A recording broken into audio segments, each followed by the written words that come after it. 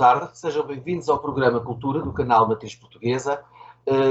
Hoje tenho um convidado que muito me honra poder contar com ele, um querido amigo, o embaixador José de Boza Serrano, que aceitou este convite para falarmos das coisas reais, a realeza, a tradição e a realidade, numa altura em que se trata de um assunto muito na ordem do dia, e aqui se pretende não discutir o que leva um príncipe e a sua mulher plebeia a sair, ou aquela polémica verdadeiramente rocambolesca e novelesca, não é isso aqui que nos move, mas sim debater o que é isto da realeza, como é pertencer à realeza e qual é o papel da realeza.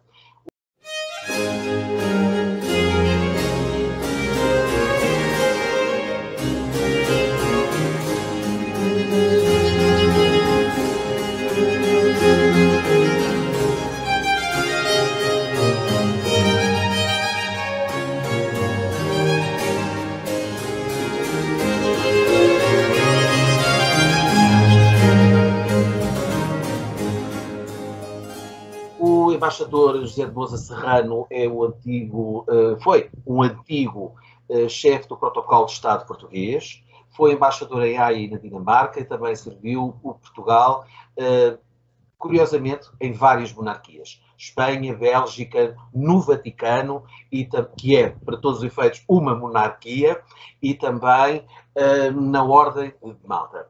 Caríssimo amigo, seja muito bem-vindo e muito obrigado por ter aceito este meu convite. Eu é que agradeço o convite e a simpatia do seu convite. Muito obrigado. É de facto, está na ordem do dia. Bom, a realeza sempre foi, não só pela questão dos contos de fadas, aquela coisa mais, digamos, infantil, mas também pela mística que envolve a representatividade desde os tempos mais remotos.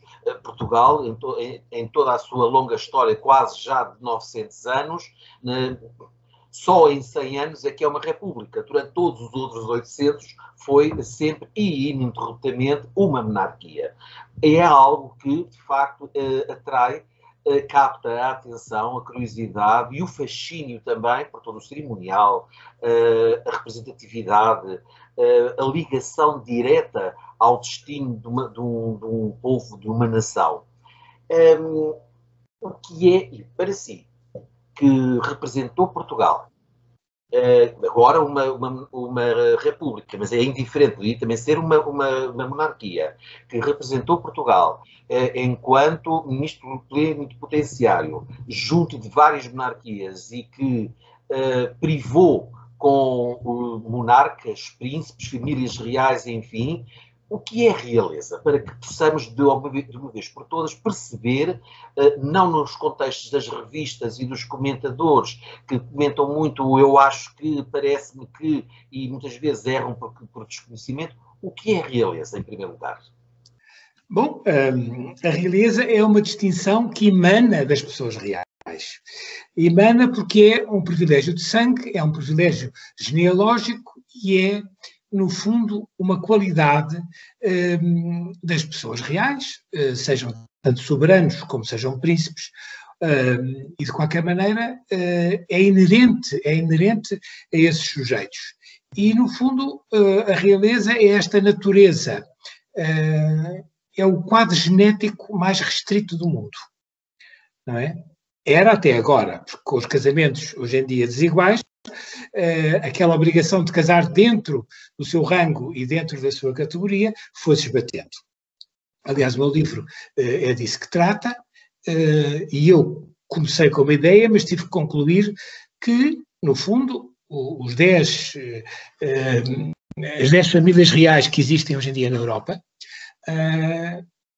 todos esses casamentos ditos morganáticos ou desiguais não trouxeram, de uma maneira geral, um prejuízo para a realeza enquanto tal. Claro que houve muita coisa que se esbateu, porque, entretanto, os Cher Cousin, como se tratavam entre si, hoje em dia têm uma série de ramos nas árvores genealógicas que não correspondem a nenhum parentesco, só que o parentesco mantém-se na geração anterior e passa para a geração seguinte. mas digamos que o dano não foi tão grande como se poderia pensar.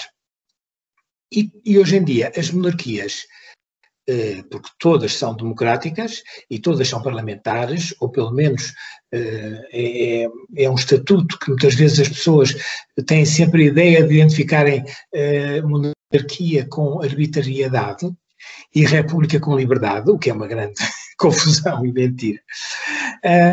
E hoje em dia as monarquias modernas, todas aquelas em que eu tive o privilégio de servir, eu estive em Espanha, quando era secretário da Embaixada, depois conselheiro estive na Bélgica, depois fui para o Vaticano e Ordem de Malta, e depois já sendo embaixador estive na Dinamarca e estive na Holanda, que foi o meu último posto. E entretanto, tive 3 anos e meio em Lisboa, onde fui chefe de protocolo de Estado, que também é um local privilegiado para rever e conhecer uma série de pessoas reais, não é, que vinham a Portugal. Portanto, esta é a natureza desta instituição, para muitos anacrónica, mas que se identifica com a história de um país e é a verdadeira dignidade de uma família cuja história, por muitíssimas gerações, muitas vezes milenar, se identifica com a história do próprio país. E isso é uma coisa que culturalmente, dá-me uma grande segurança. A pessoa saber que os meus avós viveram enquanto reinava o Sr. Dom Carlos, os meus bisavós reinava o Sr. Dom João V. Há uma série de referências que sempre nos acompanharam, que é uma coisa que eu assisti, porque eu tive o privilégio aliás, o meu livro surgiu disso mesmo. Eu assisti, fui convidado enquanto embaixador de Portugal para a entronização do rei Guilherme Alexandre, casado com a Argentina, que não era de sangue real, Máxima, e que fazem um casal moderno e muito atual, porque a rainha Beatriz da Holanda sentiu que era a altura de passar o testemunho à próxima geração. E sem os... Também é uma tradição dos Países Baixos, não é? Sim. A primeira monarca a fazer tal. Ela seguiu uma tradição que para outros países é chocante, ou que é o último recurso, mas para eles é muito natural. E ela sentiu-se que estava cansada e era a altura, eles estavam preparados, já tinham as filhas numa altura fácil de educação e por isso ela sentiu-se. E é notável, porque não houve enterro de Estado, não houve luto, houve nada, houve um dia lindíssimo, uma cerimónia maravilhosa e assim houve a passagem do testemunho de uma geração para outra. E foi nessa altura, assistindo, o corpo diplomático estava todo convidado e à nossa frente estava um parterre de altezas reais e de pessoas reais e eu comecei a olhar para eles e a pensar, olha, mas estão mal casados, todos estavam mal casados. tirando os príncipes do Liechtenstein, todos eles não tinham seguido a tradição de casar dentro da primeira parte do Almanaque de Gotha, que era, como sabe, o vademecum das famílias reais. E, portanto, estavam ali os casais jovens, o futuro da monarquia, muitos deles já com herdeiros, e foi esse espetáculo que me levou a escrever este livro, exatamente. E, curiosamente, julgo que foi a Rainha de Inglaterra, Isabel II, talvez a última monarca que casou dentro da sua própria linhagem. Porque mesmo as outras rainhas, a Rainha da Dinamarca não casou dentro de uma linhagem real. A Rainha da Holanda também não. Eram príncipes, mas não era de linhagem real, não é? Não, pois não, de todo. Mas digamos que foram casamentos de amor e que resultaram. Eu ainda convivi bastante na corte dinamarquesa com o príncipe consorte. Como sabe, só havia 3 príncipes consortes e hoje em dia só existe ainda, sobrevive o Duque de Edimburgo. E era, portanto, o príncipe Klaus da Holanda, o príncipe Henri da Dinamarca e o Duque de Edimburgo, em que realmente eles estão um passo atrás das soberanas. Isso para muitos, ou digamos para dois, não tinha problema nenhum. O príncipe Henri sentia imenso essa diferença protocolar, o filho tinha precedência sobre ele, no fundo ele tinha só contribuído para a reprodução da família real, não é? Mas isso o príncipe está habituado sempre a estar a 2 passos atrás da rainha, não o preocupa nada, e tem sido um grande apoiante da rainha Isabel II. O príncipe Klaus era também muito próximo e aconselhava bastante a rainha Beatriz, mas infelizmente nos últimos anos da vida dele ele estava muito deprimido, estava doente, mas nunca deixou de apoiar, e deu 3, infelizmente um já morreu, deu 3 herdeiros lindíssimos também à Casa de Orange, não é? O mais velho, o atual rei. Fosse Portugal numa monarquia, o Sr. Dom Duarte também não. Os seus pais também tinham seguido essa tendência. O pai do Dom Duarte era de linhagem real, bem como a mãe. Aliás, exatamente, e eram primos. Imperial também. Sim, e esse casamento veio resolver um problema que não preocupava muita gente, mas preocupava alguns monárquicos, porque juntou a linha absolutista com a linha liberal. E, portanto, através do Orleans-Bragança e dos dois ramos da Casa de Bragança, estavam, e o Sr. Duarte tem exatamente isso, nele reúne, digamos, as duas fações dos Irmãos dos Unidos das guerras liberais, não é? Que é uma coisa muito parecida também com as guerras carlistas em Espanha. Nós a Península, com as nossas diferenças, não é? Espanha tem 85% do território, nós só temos os 15% remanescente, mas temos uma história comum, enorme, simultânea, e temos ao mesmo tempo grandes parecenças. E nós víamos isso, por exemplo, é um problema que hoje em dia a Espanha está a atravessar. Enquanto havia, digamos, o bipartidarismo, que é uma tradição nos nossos países, em Portugal e Espanha, do século XIX, e portanto era muito fácil, vinha era derrotado, vinha o outro partido, depois em Espanha também, enquanto havia monarquia apoiada pelo Partido Socialista e pelo PP, as coisas correram muito bem. Depois, com os vários escândalos, houve uma fragmentação do eleitorado, fragmentação essa que hoje em dia torna muito difícil haver um consenso no Parlamento espanhol. Nós também temos esse problema, com uma fragmentação e com partidos que antes não existiam, sobretudo não temos a tradição que existe nos países nórdicos, tanto na Holanda como na Dinamarca, em que eu assisti, em que há uma fragmentação dos países, mas há uma maneira de criar entre eles um denominador comum e a obtenção de um governo sob a batuta do representante ou do primeiro-ministro eleito do partido mais votado. E depois há todas as negociações. Nós não temos, porque era sempre ou ganha um ou ganha o outro. E em Espanha também era ou o PP ou o PSOE e tudo isso. E enquanto havia uma simpatia relativamente a Dom Juan Carlos I, que ganhou, passou, no fundo foi uma monarquia instaurada pelo Franco, porque não foi uma monarquia reabilitada, porque o Franco saltou um dos anéis da corrente dinástica, que nunca se pode fazer, portanto ele não queria o Conde de Barcelona e saltou, preparou o seu filho mais velho para este papel, que o fez lindamente e que no fundo ganhou os seus títulos de glória com o 23F e a maneira como ele se opôs ao golpe de Estado da direita, depois já de se ter conseguido a democracia em Espanha. Claro que hoje em dia houve uma série de coisas que prejudicaram o fim do seu reinado e atualmente, mas ele também teve, digamos, o saber de se afastar.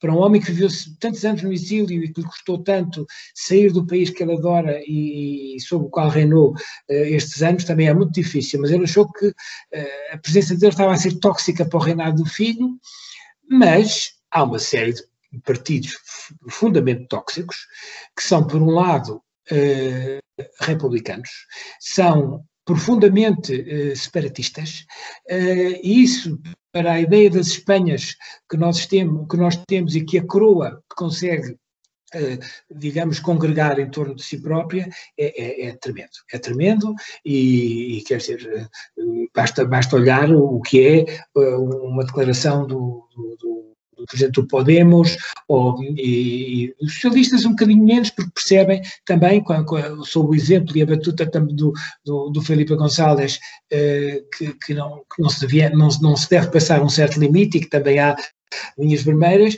mas entre os catalães e o Podemos é tremendo. Mas na perspectiva política dos vários partidos, etc., e que inclusivamente há sempre alguns episódios, porque antes de mais também as pessoas reais são pessoas também, obviamente com uma preparação diferente, o que é que verdadeiramente tem de diferença a realeza, a monarquia, mas aqui o que nós estamos a falar é principalmente da realeza, relativamente ao seu estatuto, mas também aos seus deveres e obviamente, e também aos privilégios de que dispõem. O que é que isto os distingue, o que é que também os responsabiliza e porque é que os torna úteis e diferentes relativamente ao outro tipo de republicanismo ou outro tipo de governamentação ou de representação de uma nação? Pois, como já tinha dito, no fundo, eles têm uma forma comum. Eles são formatados desde o nascimento por uma forma comum que os identifica ao longo de toda a vida. Além de serem parentes entre si, não é? Porque aquela tradição do Cher Cousin, eles são realmente primos. Eu, no meu livro, até parto de um príncipe de Orange que é antepassado comum a todas as 10 famílias reais e depois vê-se na árvore, podia ter feito outra, mas esta, como eu estava na Holanda, partiu e pedi ao Lourenço Correia de Matos, que é um mestre em História e um querido amigo, e foi ele que estabeleceu a árvore genealógica com todos os ramos, partindo desse progenitor comum. Ora bem, o que acontece é que há uma identificação, uns na forma como são educados desde o início, não é? Eu lembro-me sempre e isso dá um denominador comum. Por um lado, tem que haver uma grande abnegação, tem que haver uma grande disciplina, tem que haver humildade, tem que haver sentido do dever e muito sentido também patriótico relativamente ao país, porque as pessoas reais eram feitas e preparadas para poder reinar em qualquer país, mesmo que não fosse o seu. Não é? Porque eles tinham as formas, digamos, de governar, e não digo de uma forma absoluta, também há um período da monarquia em que isso existia, como também há um período em que as pessoas olhavam para a monarquia como uma instituição do direito divino, mas até muito recentemente, hoje em dia digamos, isso viu-se, por exemplo, no Luxemburgo, quando uma das descendentes, uma grande duquesa, descendente do nosso rei Dom Miguel, quis um plebiscito para que o povo dissesse que realmente a queria como soberana, como grande duquesa, e ela passou a pôr por vontade do povo, e nunca por vontade de Deus. Se bem que isso sabe a dire também, porque eles estão sempre agradecidos, digamos, à providência divina que os colocou naquele local. Mas eu lembro-me sempre daquela passagem do Proust, quando o narrador está em casa da princesa de Guermantes e depois é apresentado a uma pessoa, que não dizem o nome, porque as pessoas reais, digamos, devem ser reconhecidas, e ele, sem saber, percebe, pela atitude da senhora, que ela era uma pessoa real, porque ele já tinha tido outra experiência, ou com a Rainha de Nápoles, ou com outra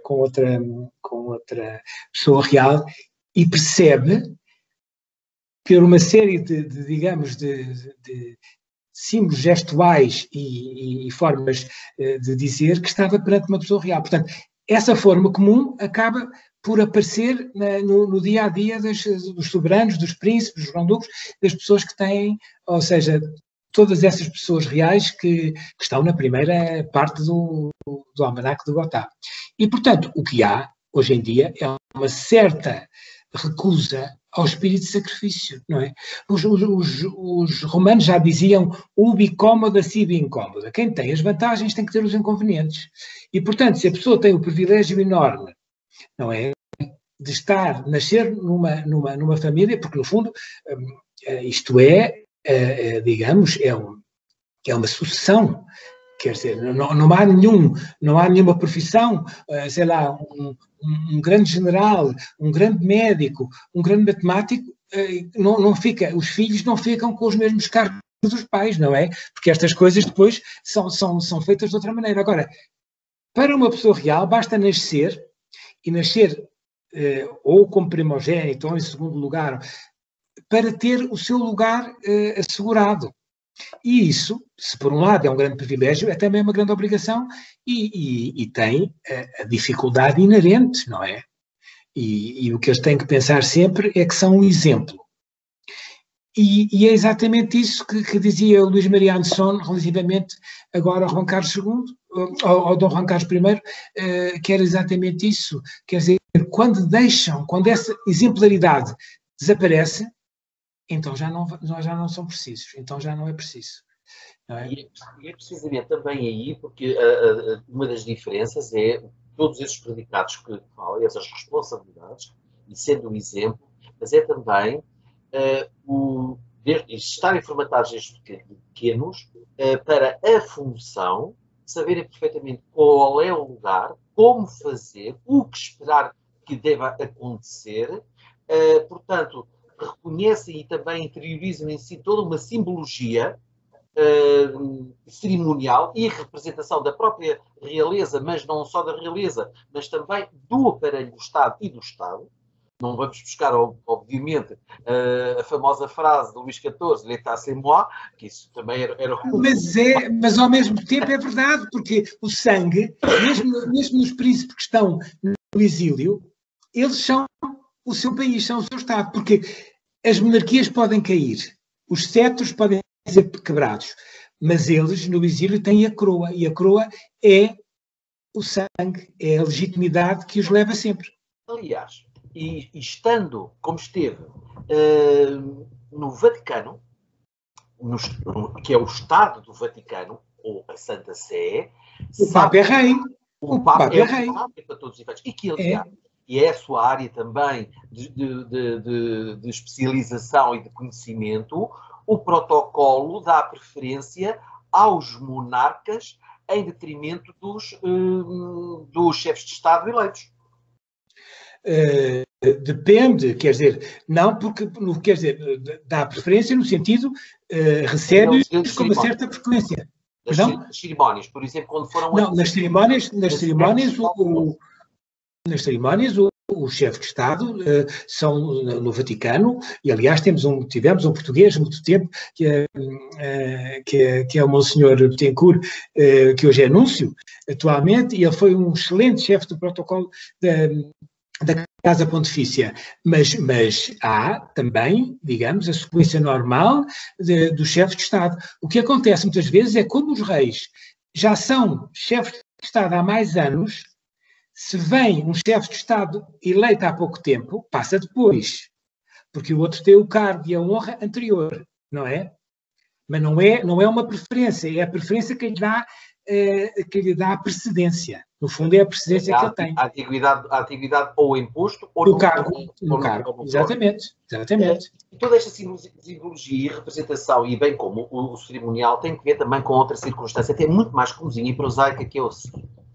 Quem nasce e sabe e aprendeu desde da mais tenra idade, obviamente, todo um comportamento é facilmente compreendido, é facilmente aceite e usado. Quem chega, de repente, a uma posição do vértice da sociedade, como chefe de Estado, obviamente não está habituado a este tipo de exposição, de comportamento que será necessário, mesmo que lhe sejam facultadas todas as informações e as disposições do cerimonial, etc. E sabes muito bem, porque esteve à frente do chefe, esteve à frente do protocolo de Estado, mas não é a mesma coisa. A menos que haja alguém que interiorize naturalmente, porque está à vontade, porque também se sente e porque tem esse carisma, quantas razões, e não vamos nomear ninguém, quantas pessoas até se tornam caricatas ao nível de chefes de Estado, e não vamos estar só a falar de Portugal, estamos a falar do mundo inteiro, que não sabendo, não apropriando, não tendo a consciência de que estão representando e do comportamento também tem que refletir, são apanhados em situações, em gestos, no mínimo, vamos ser simpáticos, deselegante. Eu lembro-me de um presidente francês que até saltava vedações e pela sua altura diminuta ficava preso em cima da vedação, e que uma outra chanceler tinha que o agarrar se não o senhor fugia Exatamente.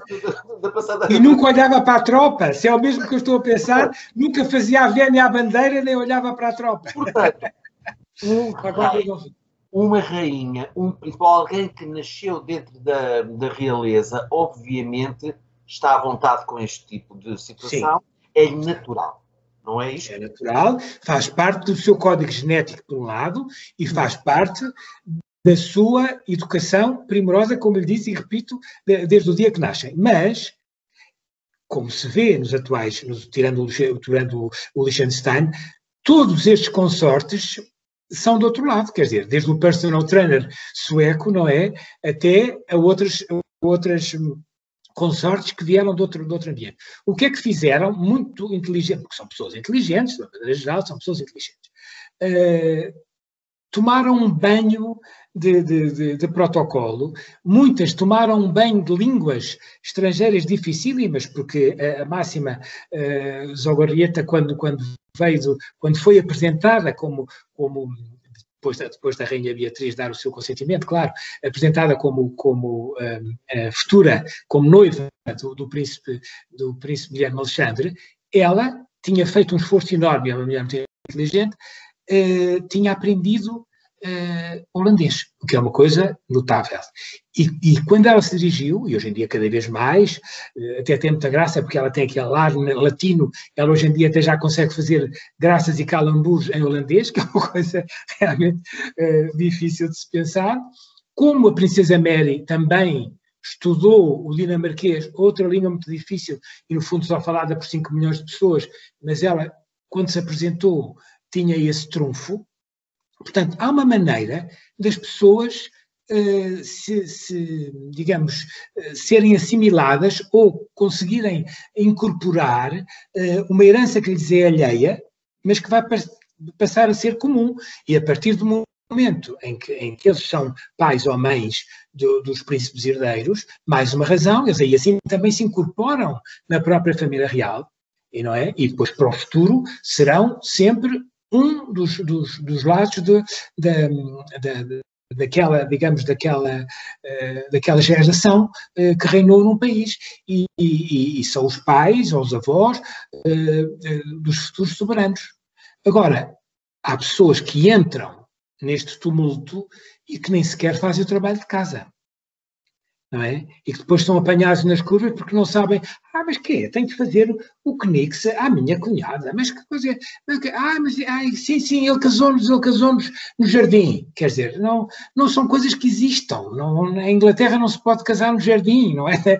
Não basta ter um bispo e os é preciso ter 2 testemunhas. Não leram a Jane Eyre nem aquelas românticas do século XIX, percebiam que as meninas casadoras tinham sempre que ter testemunhas, mesmo que eles as levassem de manhã para casarem às escondidas, tinham que ter sempre uma criada ou uma preceptora ou um cocheiro que fizesse testemunha daquele... Aliás, e casos houve na história que casamentos morganáticos, como foi o caso de Luís XIV com Madame de Maintenon, teve 2 testemunhas. Tinha, pois. Tinha uma obrigação de legalidade, não é? Exatamente. E depois também há outras de ilegalidade, porque a reina governadora, quando casou com que ela depois fez Duque de Riançares e tudo isso, e teve 10 filhos desse casamento, estava viúva do Fernando VII, o que é que ela fez? O padre era falso, e depois isso fez-se a descobrir que o casamento era consumado, mas era rato no sentido não ter sido legal, mas eles depois tiveram tempo para legalizar isso tudo. E já agora, para que também não concentremos aqui a realeza culturalmente na Europa, no meio ocidental, Sim. a única realeza que houve, pelo menos com alguma longevidade, Japão? nas Américas, não, nas Américas, foi a brasileira. A mexicana foi uma coisa muito... Não, mas a América do Sul fez de propósito, quer dizer, ou no fundo, porque os colonizadores eram ou portugueses, ou espanhóis, ou da Grã-Bretanha, portanto, ingleses, eles aboliram completamente e não quiseram, de maneira nenhuma, ter essa tradição, antes, pelo contrário, quiseram repúblicas.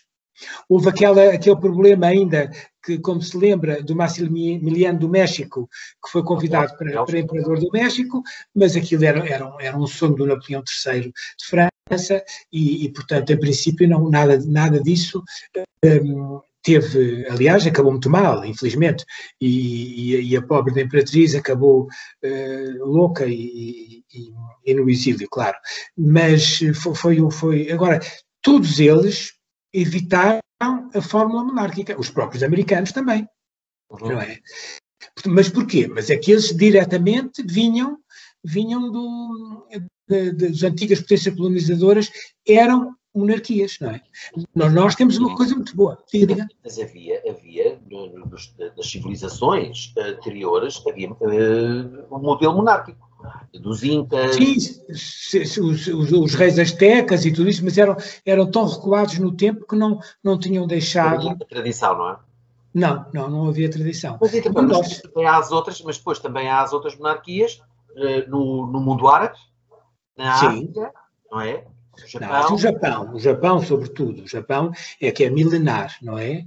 E se não fosse, digamos, o problema no fim na derrota depois da Segunda Guerra Mundial, do envolvimento do Japão na Segunda Guerra e a ocupação dos americanos, os americanos perceberam que não podiam fazer desaparecer a figura do imperador. A única coisa que eles tentaram fazer era tirar-lhe a natureza divina, que até aí existia. De qualquer maneira, eles hoje em dia são das mais antigas famílias reais do mundo, mas, em princípio, quer dizer, essa parte perdeu-se. E hoje em dia é uma monarquia moderna, muito distanciada do seu povo, mas muito respeitada ao mesmo tempo, não é? E depois também temos outros, digamos, outros países. Ao Butão. Sim, há imensos, porque o sistema monárquico imperava no mundo, não é? Não é? E no fundo era uma fórmula conhecida e que agora, nos países árabes, muitos deles são posteriores, não é? São depois da guerra, porque também, se por um lado a Primeira e a Segunda Guerra Mundiais, mas sobretudo a passagem de uma para a outra terminou com vários impérios, não é? O Império Austro-Húngaro, o Império Otomano, tudo isso. Nessa fragmentação surgem imensas repúblicas, mas depois, no ano em que eu nasci, exatamente, 1950, o rei do Egito, o rei Farouk, dizia, daqui a uns anos só haverá o rei da Inglaterra e os 4 reis do baralho de cartas. Não haverá mais ninguém. Não é tão, quer dizer, já passaram 70 anos, digamos. Eu nasci em julho e ele fez esta declaração em abril, quando foi deposto. E não foi tão dramático como isso.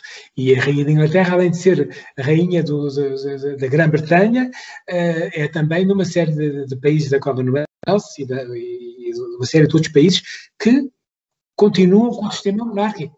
É? Mas em África também há monarquias. Sim, sem dúvida. Houve também o imperador da Etiópia. O Haile Selassie, exatamente. Sim. Portanto, sinceramente, esta realeza aqui ainda por cima, e vê-se que nestes outros países a monarquia e a família real, como na Tailândia também, por exemplo, são verdadeiramente como que a argamassa social do país, Aqui na Europa também são as famílias. Na Europa também. As famílias reais também são. Imagina a coroa belga. Quem é que podia unir um país dividido entre um sul francês e um norte flamengo ou holandês? Quer dizer, só a coroa é que tem essa capacidade. Como a Espanha, só a coroa é que consegue unir. No fundo, são a Península Ibérica são as Espanhas do Camões, não é? São tudo com as fragmentações, a gente pensa o País Basco e a Galiza e os catalães e os navarros e tudo isso. Só a coroa, que hoje em dia está a ser tremendamente contestada pela esquerda selvagem e revolucionária. Eu dizia, uma amiga minha francesa muito interessante, dizia sempre assim, isto foi uma vingança do Chávez. O Hugo Chávez ficou muito ofendido quando o rei lhe disse, por que não te calhas? E então disse, sim, pois já vais ver o que é que eu vou fazer ao teu país. E então financiou o Podemos o tempo todo para que desse cabo da monarquia. Ela é sempre a mulher bem informada, mas é capaz de ter passado um bocado demais. Há de facto aqui nas várias monarquias, a primeira imagem que se nota uma modernização ou uma adaptação aos tempos foi de facto o terem saído do círculo real, não é? Sim. Da cousinagem, saíram desse círculo, mas também até na alteração ou na supressão de alguns símbolos até religiosos quando da aclamação. O caso de Filipe VI, quando foi aclamado. Mas olha, nós temos agora um exemplo destes dias. Quer dizer, eu não sei fazer as contas, mas devo ter aqui o senhor Dom João IV, em 28 de março de 1646, não é? Coroou, reiniciar, não sei o que é isto. Da Conceição. Nossa Senhora Conceição, aqui o meu reiniciar para ficar atualizado, não sei o que é isto. São 305 anos. Não, mas está bem, está tudo bem. Não, está.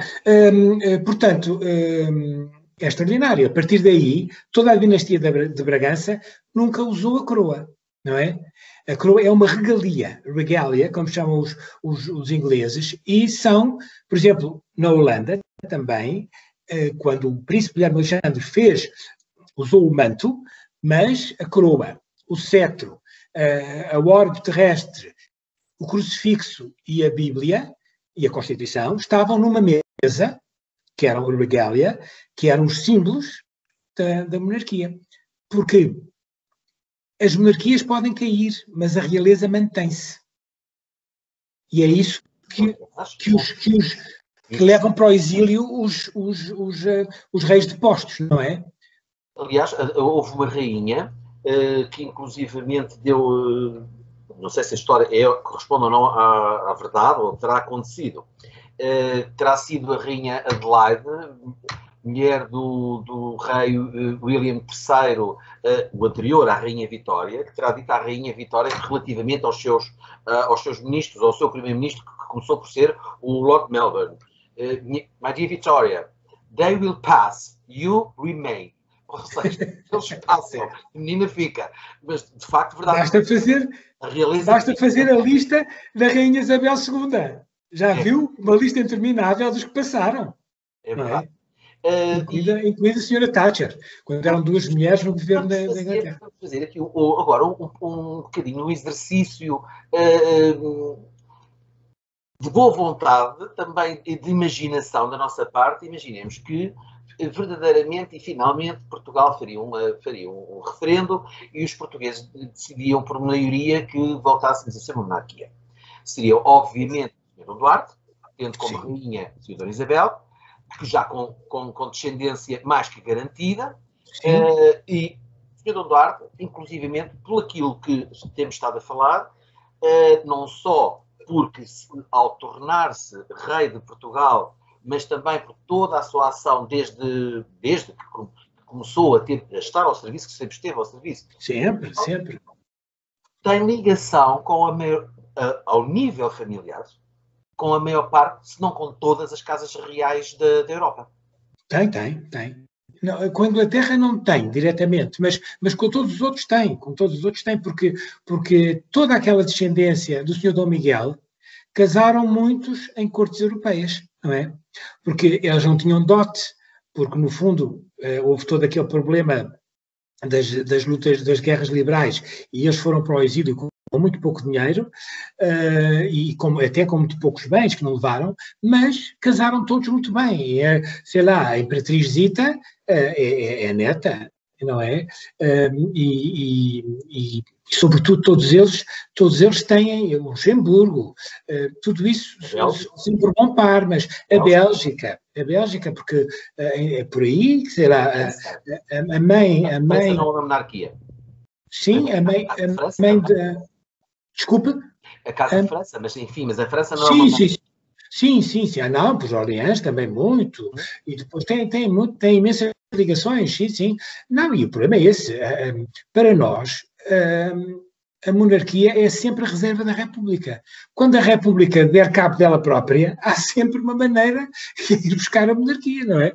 Tem que ser pela fórmula de plebiscito ou de uma consulta. E a dinastia da Casa Real Portuguesa está mais que garantida. Sim, sem dúvida. Dos atuais duques de Bragança está mais que garantida. Está, e eles são todos muito conscientes do seu papel, não é? Porque as pessoas reais, mesmo fora, mesmo aqueles que não estão em monarquias, não é? Eles servem as suas repúblicas. Olha, veja, por exemplo, os húngaros, os austríacos, tudo isso, nomeiam príncipes das antigas casas reinantes para embaixadores, por exemplo. Não é? E eles são fiéis à República, não é? Que servem, mas não deixam de ter o seu estatuto. Olha, por exemplo, quando eu estava na Holanda, foi o príncipe Alexandre nomeou o primo, o príncipe de Bourbon-Parma, como seu embaixador no Vaticano, porque eles são todos protestantes, mas os primos Bourbon-Parma são católicos. E, portanto, foi ele o seu embaixador. Portanto, as pessoas reais, pela educação que têm, pela tradição, pela cultura e, sobretudo, pelas relações, não é? Podem ter um papel muito útil ainda nas repúblicas onde vivem. Neste caso holandês não, porque é uma monarquia, e foi o próprio primo que o nomeou, mas sempre com o beneplácito do governo. Mas eles têm sempre, digamos, têm uma educação especial que deve ser aproveitada, que não deve ser menosprezada, antes pelo contrário. É verdadeiramente, utilizando uma linguagem muito, digamos, de comunicacional, prosaica e empresarial, é um capital que de facto uma nação tem, porque encerram em si todo um reconhecimento histórico de relações anteriores, do presente, inclusivamente, e no caso do Sr. Dom Duarte, por exemplo, que mantém relações cordiais e ativas com países como, por exemplo, a Tailândia, Timor, tanto deveu a ele, foi dos primeiros a erguer a sua voz. Sem dúvida. E outras circunstâncias. E em África, muito também, muito em África. Exatamente. Isso é um capital que deve ser aproveitado. E nisso há uma coisa que façamos justiça. Com o atual presidente, já no anterior mandato, sempre que vinham Cher Cousin ou parentes ou alguém, o presidente convidava o Sr. Dom Duarte e a Sra. Isabel, que infelizmente, como sabe, não têm lugar, nem eles, nem o Cardeal Patriarca, não têm lugar no protocolo das presidências do protocolo de Estado. Seria curiosíssimo se um dos nossos cardeais fosse feito Papa. E então onde é que o sentava? Olha, não sabemos, não temos.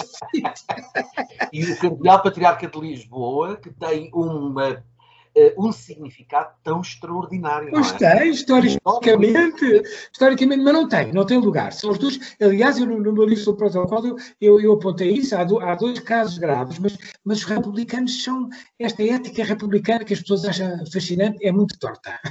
E nesse sentido, tanto o chefe da Casa Real, porque o Sr. Duarte nem gosta nunca do título de pretendente, ele não pretende nada, ele quer servir o seu país e serve sempre que lhe dão ocasião para isso. Portanto, ele representa a dinastia histórica, porque em 900 anos de de história, só 100 é que são república. Tudo o resto a gente deve-os aos reis de Portugal. Ele é o descendente, ali por linha direta, sem engano nenhum. Não é? Aliás, E por vários lados.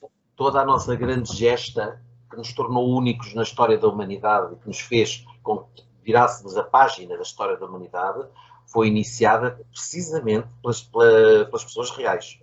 Por príncipes e por reis que deram o seu exemplo, obviamente, com o apoio e com o conhecimento e também com o envolvimento da sociedade civil, obviamente. Mas foram eles que deram o principal apoio e, aliás, é o seu brasão de armas que está sempre em todas as presenças no mundo onde havia uma presença portuguesa. É uma coisa que comove imenso, sabe? Quando eu chego a algum país, ver as nossas armas de Portugal ou isso é uma coisa que me toca sempre muito. E além disso, é uma das coisas que eu fiz também. Na Europa é fácil, mas mesmo assim ainda há coisas escondidas. E é sempre à procura desses sinais, desses símbolos, não é? Que dão a identidade das monarquias, porque realmente a heráldica, a genealogia, tudo isso, sendo auxiliares da história, são interessantíssimos para o nosso dia-a-dia e para a nossa profissão. Um local, um país, onde, principalmente numa cidade, que é Bruges, como sabe, a presença portuguesa é absolutamente latente, até na casa, por nós será uma Câmara Municipal, em que o Salão Nobre tem os brasões de Portugal da dinastia de Aviso, por causa do nascimento da Dona Isabel de Portugal, filha de Dom João I, não é? Com o Filipe o Bom. As feitorias e tudo isso, não é? Temos uma tradição extraordinária, que felizmente foi mostrada quando nós fizemos a Europália. Houve uma série de exposições dirigidas nesse sentido e que foram muito felizes. E eu até quis recuperar um desses catálogos, mas nessas coisas às vezes a gente não encontra aquilo que precisa imediatamente. Não, mas é muito importante levantar, fazer o inventário dessas coisas portuguesas espalhadas pelo mundo, já não digo no Oriente, que é maravilhoso, quando a gente vai a uma forte, a um fortim ou a uma fortaleza e ver coisas que foram feitas pelos nossos antepassados. Não é? Mas sabe, por exemplo, em Malaca, que foi um dos locais no globo terrestre que foi tão importante estrategicamente para Portugal, que há um bairro que tem imensas ruas com o nome da grande nobreza portuguesa, os Noronha, os Alquerque, está lá tudo. Porque verdadeiramente, e mesmo os brasões estão lá todos, isto foi-me dito pela presidente da Associação Coração em Malaca, que é Corsang de Melaka, que ela disse, é uma presença, e o prazer e o gosto que eles próprios têm, os malaios têm, de terem essa ligação, porque eles próprios se intitulam também descendentes dos portugueses. E muitos são. E muitos são. E é nessa zona, por exemplo, na Ilha das Flores, no arquipélago imenso da Indonésia, onde ainda se celebra, na Páscoa, nesta altura, com o cerimonial pinhatista e com o português da época. E isto foi presenciado por uns dois amigos nossos, Lourenço de Almeida e António Almeida Cardoso. Sim, e há um estudo muito interessante, feito por um antigo chefe meu e um querido amigo, e que foi também embaixador no Vaticano, o António Pinto da França, que tem imensas coisas escritas sobre isso. E tem exatamente essa cerimónia da Ilha das Flores e tudo. Ele foi um homem que estudou a fundo tudo isso. Aliás, tudo por onde ele passava tinha sempre esse bichinho que o levava a escrever sobre as coisas e a investigar e a fazer tudo isso. É daquelas pessoas, entre as tantas que têm desaparecido, que faz muita falta, não é? Faz muita falta. O tempo já vai longo, infelizmente. Vai ter que cortar. Eu bem o havia avisado que havia uma altura que nós estávamos tão empolgados na conversa que eu iria ser um papel mau de dizer, olha, temos que cortar a conversa. Não, quando quiser. Fica a promessa. É um gosto. Para um próximo convite, aí na perspectiva do protocolo e do cerimonial, em que foi aqui um tão famoso chefe porque deixou saudades, e também um livro muito, muito importante e considerado a Bíblia para muita gente, que é o livro depois pôs assim como uma chaveta do meu protocolo, as suas, inclusivamente, experiências pessoais ao longo da sua carreira de diplomata, que são absolutamente inultrapassáveis e que são enriquecedoras daquele livro, e também este livro que mencionou, que eu ao princípio não tinha mencionado por esquecimento, que é um livro que, exatamente, que também deu, de alguma maneira, título a esta nossa conversa, que é As Famílias Reais, Tradição e Realidade. E que vamos ver agora num pequeno filme, no encerramento desta nossa entrevista, as imagens que fazem inclusivamente parte de alguns desse filme. E fica já o repto para depois de um programa mais tarde falarmos sobre essa situação, esse aspecto também muito importante e interessante do protocolo e o cerimonial, porque a maior parte das pessoas julga que o protocolo é só pôr mesas e só pôr as bandeiras, e quando corre mal é o protocolo. Isso é sempre, mas isso é universal. Mas é uma coisa curiosa que realmente as pessoas esquecem, é que nas repúblicas existe um protocolo para tudo. Mas nas monarquias, para além do protocolo civil, existe sempre a Casa do Rei ou a Casa da Rainha, com cargos específicos, Baixada da Corte, tudo isso. E as cerimónias são preparadas para o núcleo da família real ou dos soberanos desse país. E é assim que funciona.